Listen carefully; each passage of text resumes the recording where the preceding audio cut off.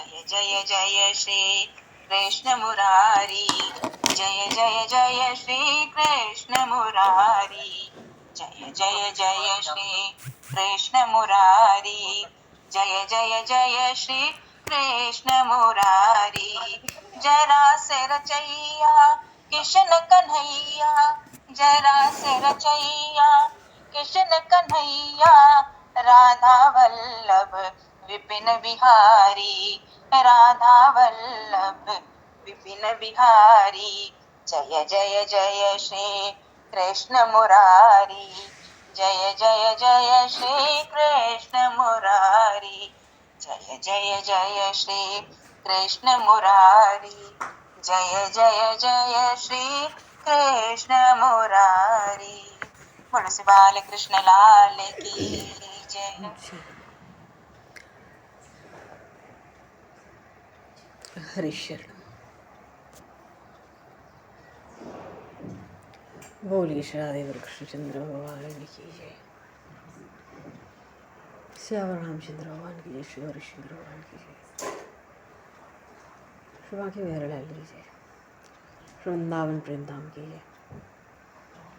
सब संतन की जय, सब भक्तों की जय, सतगुरु भगवान की जय, समस्त विप्रण की जय, समस्त ब्रजवासन की जय, समस्त संप्रदाचार्यन की जय। गंगा मैया की जय, जमुना मैया की जय, सरजू मैया की जय, गौ माता की जय, तुलसी माता की जय, पृथ्वी माता की जय, एकादशी महारानी की जय। जय जय श्री सीताराम, जय जय श्री राधेश्याम। नमो पार्वती पते, हर हर महादेव।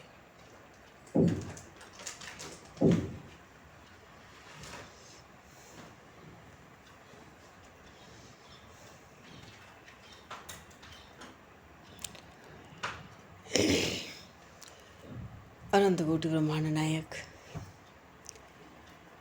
सर्वेश्वर पूर्ण परात्पर ब्रह्म, असंख्य कल्याण गुणगण निलय, भक्तवांक्षाकल्पतरु, शरणागत वत्सल, भक्त वत्सल, दीनबंधु दयासिंधु,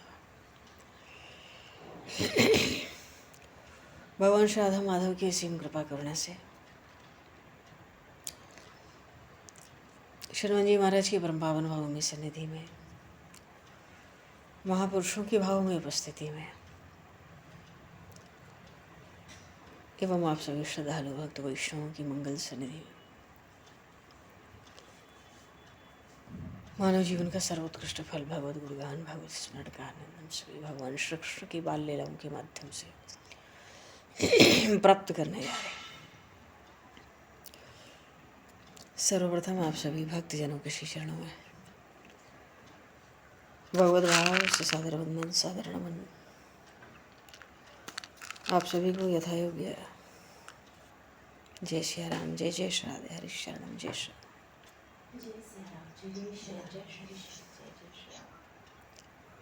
जय।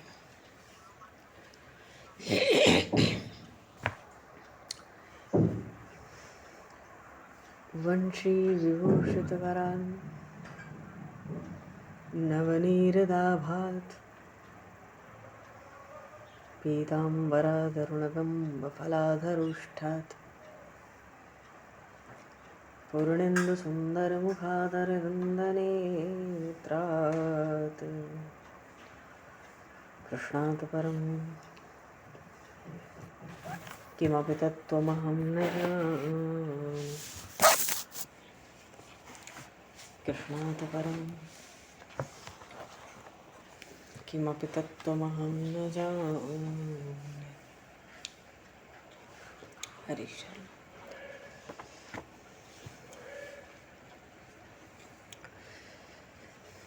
बोलिए श्री राज महाराज की जय।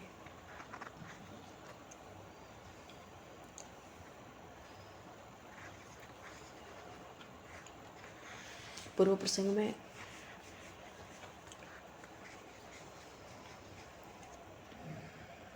भगवान श्री कृष्ण ने गिरिराज धरण लीला संपन्न की और संपूर्ण ब्रज की रक्षा की। उधर देवराज इंद्र को अपने अपराध पर पश्चाताप हुआ है, अपनी अशिष्टता पर।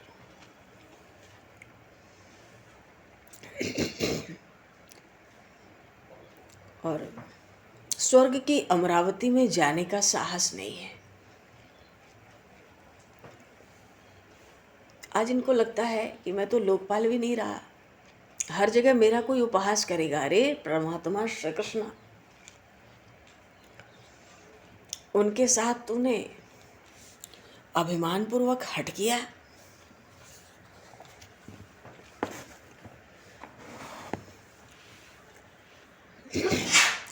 तो जो स्वर्ग की अमरावती है, देवराज इंद्र के बैठने का स्थान है, वहीं बाहर ऐरावत पर बैठे बैठे चिंता में डूब रहे थे। और दृष्टि उठाकर देखा, क्योंकि अचानक ही चौंक गए थोड़े, घंटे बज रहे और प्रणव का बड़ा मधुर स्वर आ रहा है। उस स्वर में हजारों हजारों सूर्य के प्रकाश से प्रकाशित गौ की आकृति मानो उतर रही थी। इस दृश्य का दर्शन करके, ये अमरावती में ही हो रहा था, अभी प्रवेश नहीं कर पाए अंदर इंद्र, पर अपने अपराध पर, अपनी धृष्टता पर बड़ा पश्चाताप भी हो रहा है भीतर भीतर। हजारों सूर्य के प्रकाश के बीच से जब सुरभिया को उतरते देखा स्वर्ग की ओर, रोम रोम भय से कांपने लगा था।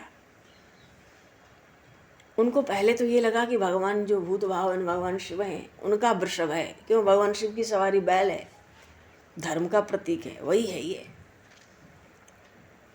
और उसके कंठ में जो घंटे बंधे हुए हैं, उसी का स्वर है। तो देवराज इंद्र को तो लगा कि अरे वृषभ की ध्वजा धारण करने वाले, प्रलय करने वाले, अपने क्रोध से त्रिशूल धारण करने वाले त्रिनेत्र जो भगवान शिव हैं, क्या वो बैल पर बैठ के, अपने वृषभ पर बैठ के मेरा वध करने आ रहे? क्यों? मैंने धृष्टता ही ऐसे ही की है। इंद्र तो इस भय से भयभीत होकर ऐरावत से कूदकर भागने वाले थे, स्वर्ग के द्वार से ही।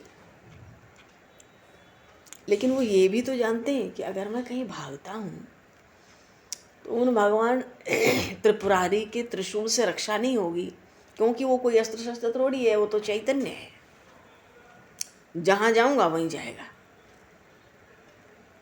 अब देवराज इंद्र के प्राणों में भय को छोड़ के अब कुछ बचा ही नहीं, करें क्या? न रह सकते हैं न भाग सकते हैं। और पुकारूंगा रक्षा करो तो भी रक्षा होगी नहीं। क्यों? मैं तो भगवान परम, उन पुरुषोत्तम का, उन नारायण का द्वेषी हूँ ना। तो क्या ये भगवान आशुतोष, भगवान शिव मुझे सहन करेंगे? नहीं करेंगे। ये दोनों तो एक दूसरे के बड़े प्रेमी हैं, अभिन्न स्वरूप से हैं। मैंने उन श्री कृष्ण का अपमान किया है, तो ये मुझे सहन नहीं करेंगे, मेरी रक्षा नहीं होगी यहाँ पर।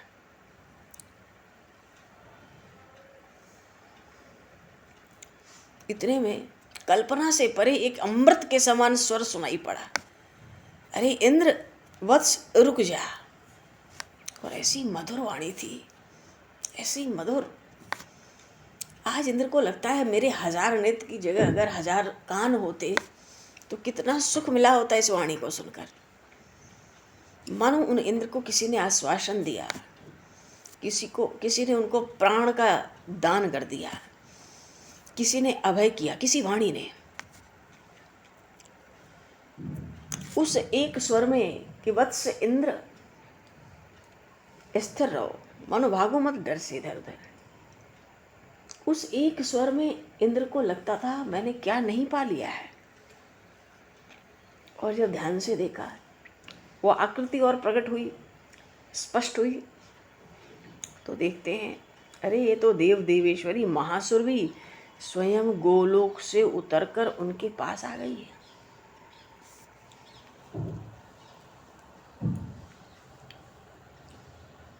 बात ये थी कि जब से उन भगवान श्री कृष्ण का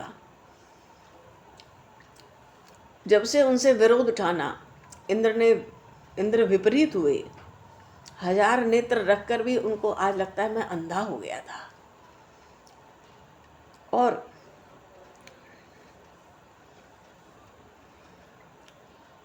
कृपा हुई कि भैया वो महाकाल की तरह महावृषभ जिसको मैं समझ रहा था, ये तो महासुर भी हैं, गोलोक से उतर रही हैं।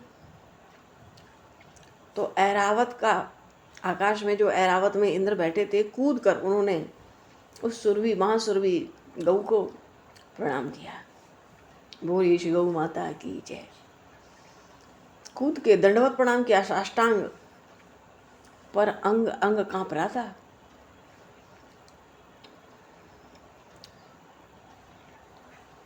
क्योंकि भाई सिद्ध बात है, राम विमुख त्राता नहीं कोई। परमात्मा से जीव विमुख हो तो उसकी रक्षा करने वाला कोई नहीं है। वो जो भागवती हैं महासुरभि, बड़े वात्सल्य से, जैसे किसी छोटे से नन्हे से बच्चे से कहती हूँ मेरे साथ चल, आदेश दिया। सृष्टिकर्ता ब्रह्मा जी ने, हे इंद्र तेरे लिए एक संदेश दिया है, तू मेरे साथ वृंदावन पहुंच और वृंदावन पहुंचकर गोपाल का गायों के इंद्र पद पर अभिषेक करा। और फिर इंद्र पद पर अभिषेक तो इंद्र के ही हाथों से उत्तम होगा, इसलिए तू मेरे साथ चल। भैया देवराज इंद्र का शरीर अभी भी कांप रहा है, वो तो केवल देख रहे हैं, कुछ समझ नहीं आ रहा था। मानो समझने की कोई शक्ति बची ही नहीं है, पहले ही सब समाप्त हो गई है।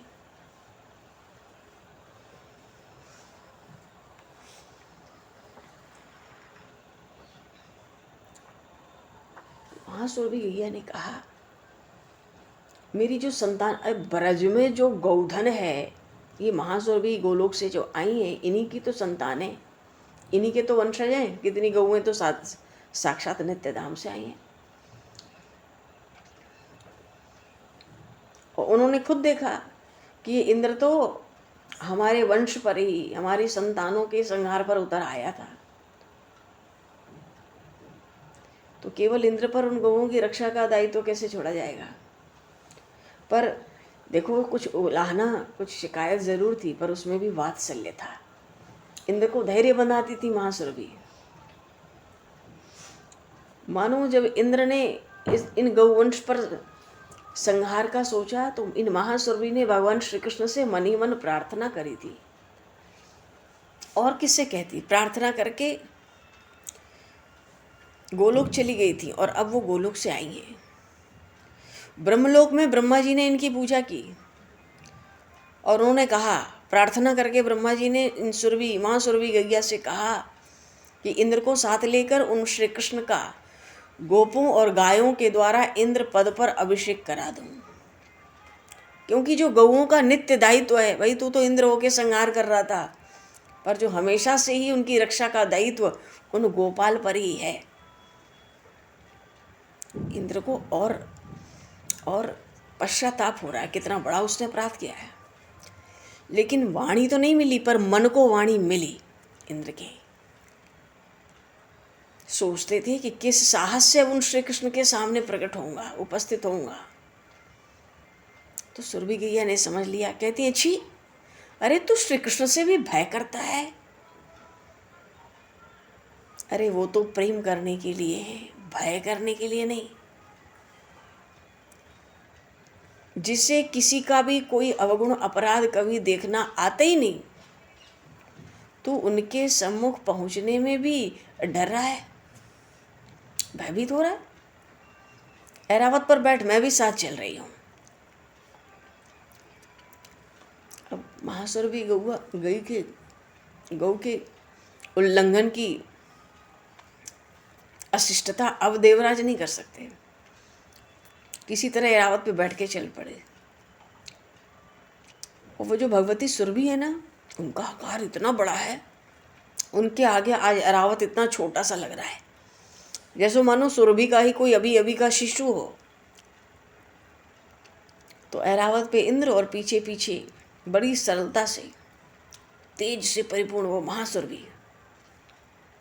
अचानक सुरभि देवी ने इंद्र की ओर मुड़कर देखा और कहा, ये देख, ये बैठा है मेरा गोपाल। बोलिए श्री नंद नंदन श्याम सुंदर भगवान की जय, श्री बाल गोपाल की जय। तो गौओं का पालन, गौओं की सेवा तो प्रभु ने करी। सुरभि मैया ने कहा, देख ये बैठा है मेरा गोपाल, अब तू इसके समीप जा और क्षमा मांग ले, तब तक मैं अपनी संतानों से मिल लूं, सब गायों से, बैलों से, बछड़े बछड़ियां।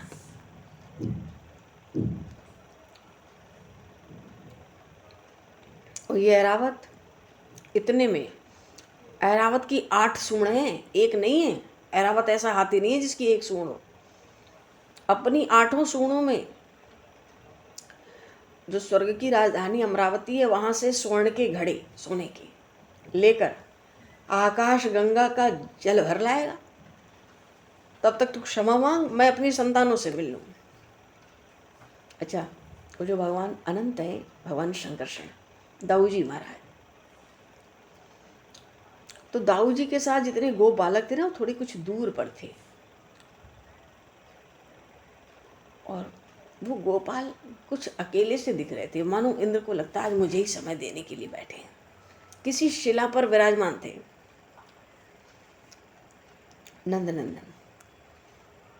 और जैसे ही थोड़ा मुस्कुरा के प्रभु ने इंद्र की ओर देखा, इंद्र का सारा भय दूर हो गया। बोलिए श्री भक्त वत्सल भगवान की जय।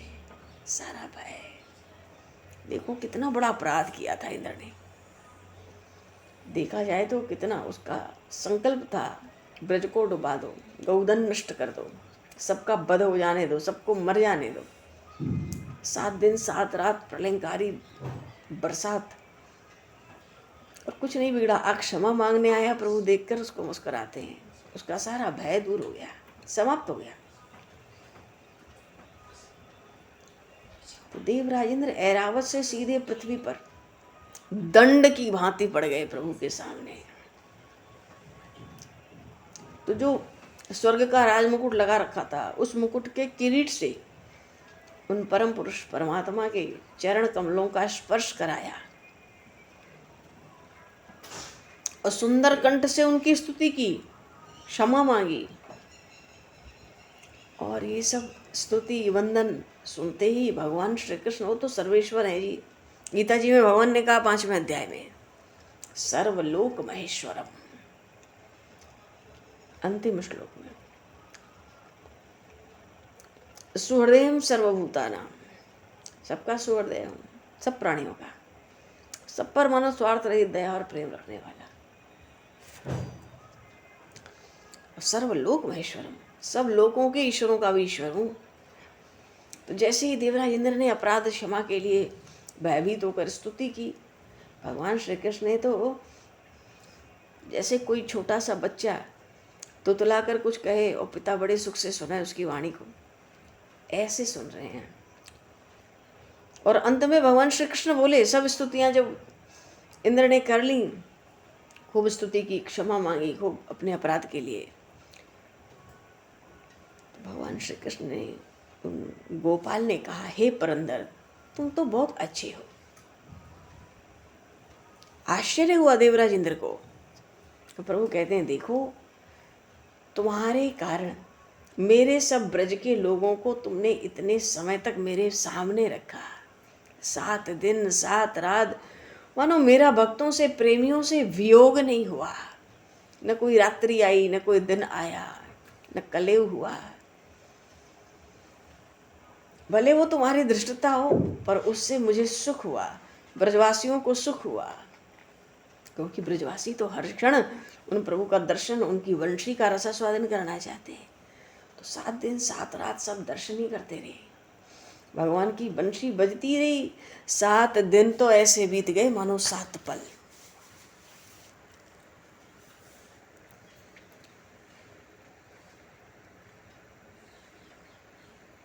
देवराजेंद्र को आज लगता है इसको कृपा कहते हैं। क्यों?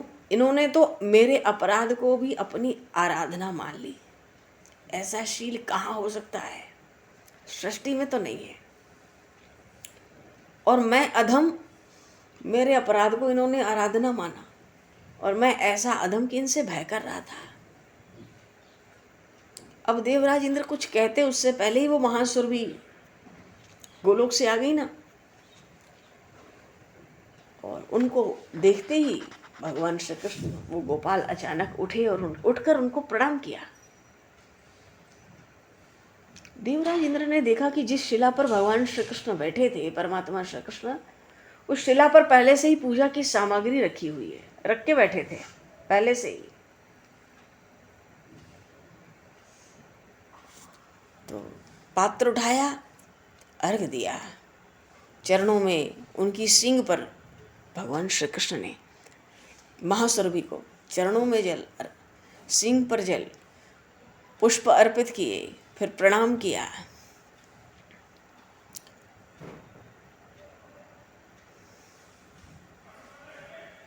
तो सुरभि जी ने कहा, देवराज इंद्र की ओर देखकर कहा कि ये जो इंद्र है, हे प्रभु, हे स्वामी, ये जो इंद्र है, इस पर मैं अपनी संतानों का दायित्व नहीं छोड़ूंगी। मानो गौओं की रक्षा तो आपके पास रहेगा, ये विभाग इस इंद्र को नहीं दूंगी। ये तो अचानक ही सबका वध करने पर भी आ गया था। तो अब आप इस शिला पर बैठो, और गौओं के इंद्र का अर्थ है गौओं के रक्षक, तभी तो भगवान का नाम गोपाल हुआ। और सब नामों में भगवान को ये गोपाल नाम अतिशय प्रिय है। बोली श्री बाल गोपाल की ये। पर अभी महाशुरभि जो आई हैं वो प्रभु से कहती हैं, अब शिला पर बैठो जहाँ बैठे थे और अपना अभिषेक करा लो। इस इंद्र को पूरा अधिकार नहीं रहेगा मेरी संतानों की रक्षा का। और ब्रह्मा जी ने ये बात हमसे कही है। उन श्री कृष्ण ने हाथ जोड़ लिए, सिर झुका लिया, आपकी आज्ञा ही पर्याप्त है। मानो ब्रह्मा जी का नाम लेने की कोई आवश्यकता नहीं है। अगर आपकी भी इच्छा है तो मैं शिला पर बैठता हूँ और जो आप करना चाहें। अब तो जो पटका लिया था प्रभु ने, बनवाला पहनी थी, मोर पंख लगाए थे, सब उतार के अलग रख दिए। शिला पर बैठ गए, शिला के तल में। और जो देवी सुरभि हैं आकाश में ठीक उनके ऊपर ऐसे हो गई कि उनके चारों स्तनों से झरती हुई जो दुग्ध की धारा है, उससे उन भगवान श्री कृष्ण का अभिषेक हो रहा है। बोलिए श्री कृष्णचंद्र भगवान की। अभिषेक हो रहा है।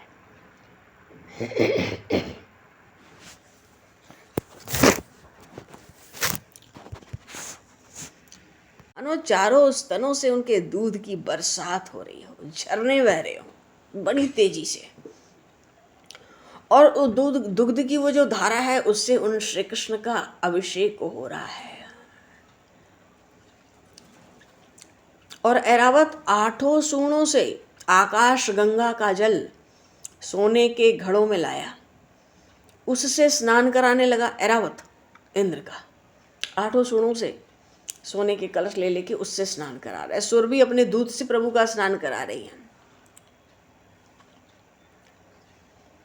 और इंद्र ने क्या किया, जो भगवान का अभिषेक हुआ उस जल को अंजलि में लेकर पी लिया। और देखते हैं स्वर्ग के अमृत में भी ऐसा स्वाद कहाँ है। पर हंसकर उन श्री कृष्ण ने, उन पुरुषोत्तम ने रोक दिया इंद्र को। बस बस, यो मामेवं सम्मूढ़ो जानाति पुरुषोत्तमम्। गीता में भगवान ने स्वयं कहा, स सर्वविद भजति माम सर्वभावेन भारत।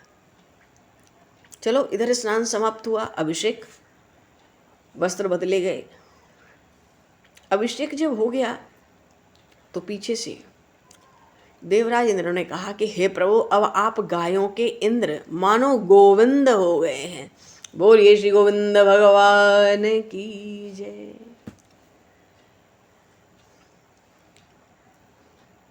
और केवल सावन और भादो का जो 2 महीना है, मनुष्य यही अब देवराज इंद्र के लिए निश्चित करके रखते हैं।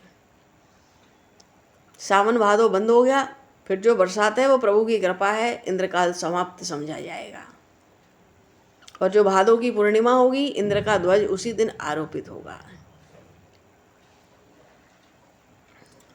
और उसी दिन जो सन्यासी हैं वो अपना चातुर्मास व्रत उस दिन समाप्त कर देते हैं, भादों की पूर्णिमा को। और अश्विन और कार्तिक मास आपकी पूजा के मास होंगे। देखो चौमासे में कार्तिक मास आता है, पर भगवान दामोदर का ही पूजन होता है, श्री कृष्ण का। अश्विन मास आता है, शरद ऋतु होती है, उसमें भी भगवान का ही पूजन होता है।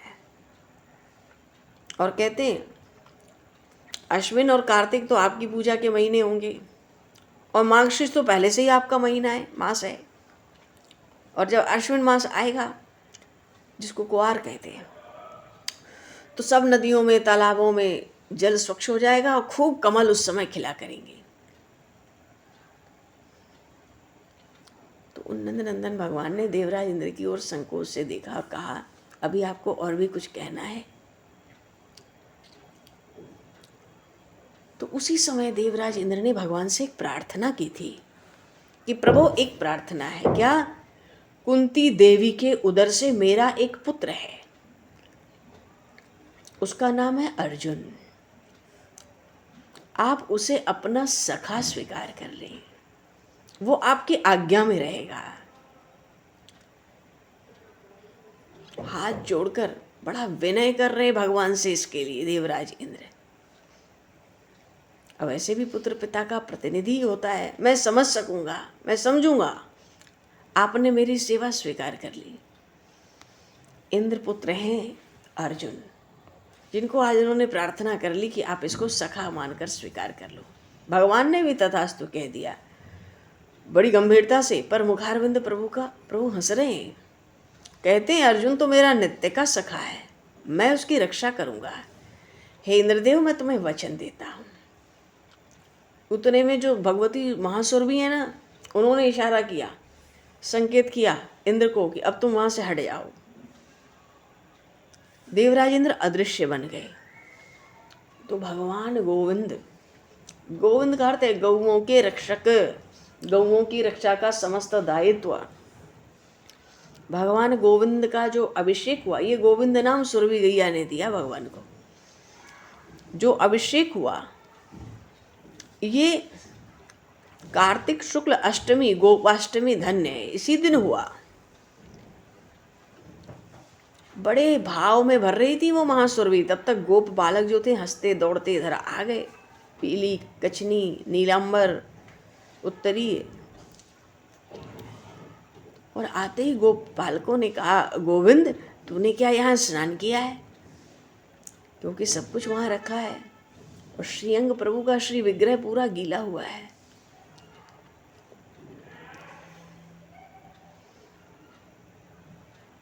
और स्वयं ताली बजाकर नृत्य करने लगे, हंसने लगे। सब बालक ताली बजा रहे हैं, साथ साथ में नृत्य कर रहे हैं, गोविंद गोविंद गोपाल, गोविंद गोविंद गोविंद। भगवान को आज गोविंद नाम मिला है ब्रज में। बहुत आनंद हुआ, सब गोप बालक नृत्य कर रहे हैं, कन्हैया का अभिषेक हुआ। गोविंद गोविंद गोविंद राधे राधे गोविंद, गोविंद गोविंद गोविंद राधे राधे गोविंद, गोविंद गोविंद गोविंद राधे राधे गोविंद, गोविंद गोविंद गोविंद राधे राधे गोविंद, राधे गोविंद राधे गोविंद, गोविंद गोविंद गोविंद। क्योंकि सबको पता है महर्षि शांडिल्य से जब नंद बाबा ने अनुरोध किया था कि हे महर्षि, सारा जोर तो मेरे कन्हैया के हाथ पर है अकेले। कल भी प्रसंग आया, और संपूर्ण ब्रज की रक्षा हो रही है, जोर मेरे लाला पे है अकेले, क्या करें उसका बल पड़े। उस समय महर्षि शांडिल्य ने कहा, श्री राधा रानी का पूजन करके इनके सामने बैठा दो, इनका बल बढ़ता ही जाएगा। इसलिए भैया राधे राधे गोविंदा। ये जो गोविंद नाम है, इससे श्री राधा रानी का अटूट संबंध है, इस नाम से भी, इसी कारण। गोविंदा गोविंदा गोविंदा, राधे राधे गोविंदा, राधे गोविंदा, राधे गोविंदा, गोविंदा गोविंदा गोविंदा, राधे राधे गोविंदा, राधे गोविंदा।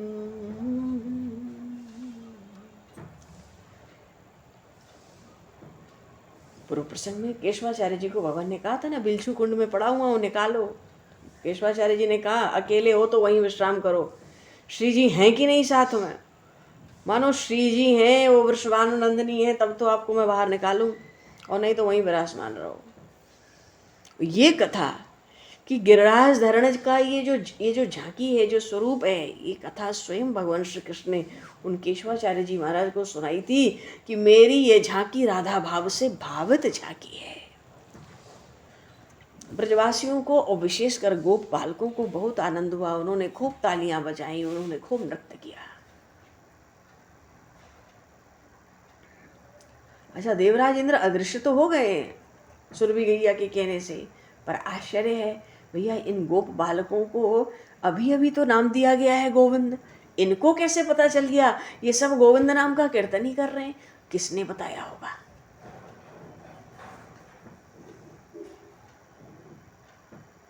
भद्र है, भद्र को थोड़ा अकेले पाकर देवराज इंद्र ने पूछा कि भद्र, तुम्हारे सखा श्री कृष्ण का गोविंद नाम किसने रखा है? भद्र ने बिना संकोच के कहा, मैंने रखा है, अभी अभी तो रखा है। क्यों, तुम्हें ये नाम अच्छा नहीं लगा? इंद्र ने कहा, नाम तो अच्छा है, इसका अर्थ होता है गायों का इंद्र। भद्र प्रसन्न हो गया, गायों का रक्षक, हाँ तब तो सचमुच बहुत अच्छा नाम है। अरे हमारा कन्हैया क्या कोई आकाश का देवता इंद्र है जो खंभे में बैठेगा? पर भैया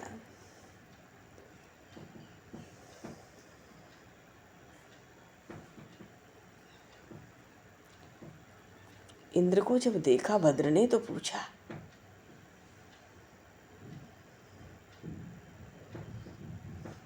तुम कौन हो? ब्रज के तो नहीं हो, कहाँ के हो? लगता है तुम कोई देवता हो, पर कैसे देवता हो इतना भी नहीं जानते। मानो भद्र ने इंद्र को नीचे से ऊपर तक ठीक से देखा।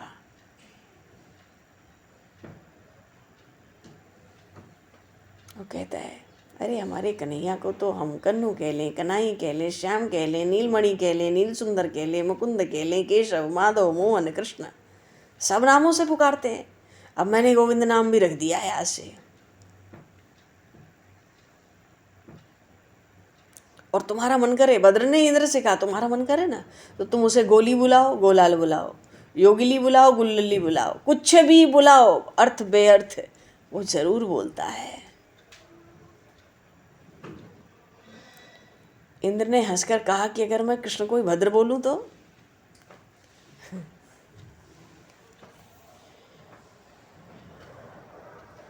देखो, भद्र समझाते हैं देवराज इंद्र को कि मेरा कन्हैया मुझसे कहता है, हे देवता तुम जो भी हो सुनो, वो तो कहता है कि कोई उसकी ओर मुख करके किसी भी नाम को ले, किसी भी नाम से बुलावे। एक बार मेरे तोग ने भूल से उसको भद्र कह के बुला दिया था, वो बोल पड़ा था। मैंने उससे पूछा, भद्र नाम कहाँ है तेरा? भद्र तो मेरा नाम है, तू क्यों बोला?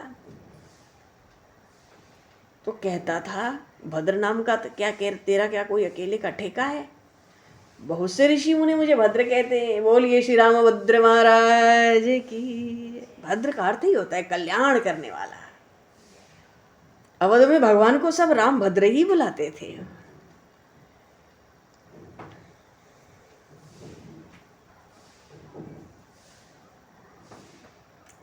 तो एक बात सुनाई भद्र ने देवराज इंद्र को। क्या? हे देव देखो, एक बात है मैं बताऊं। एक दिन कोई एक व्यक्ति कृष्ण कृष्ण पुकार रहा था। मैंने कन्हैया से कहा, तू बोलता क्यों नहीं है, ये तुझे पुकार रहा है कब से? कन्हैया कहने लगा, संसार में जाने कितने कृष्ण होंगे, जो मेरी ओर पीठ करके मुझे पुकारता है।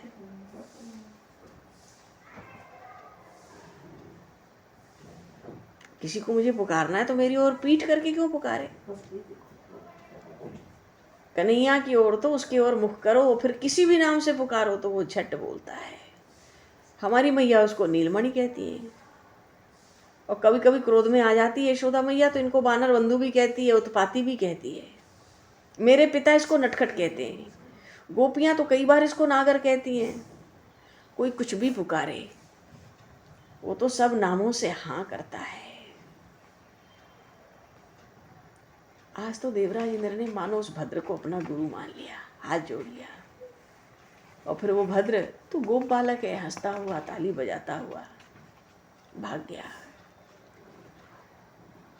बोलिए श्री भक्त वत्सल भगवान की जय, शिवराज महाराज की जय, गोविंद भगवान की जय, श्री राम राजा सरकार की जय,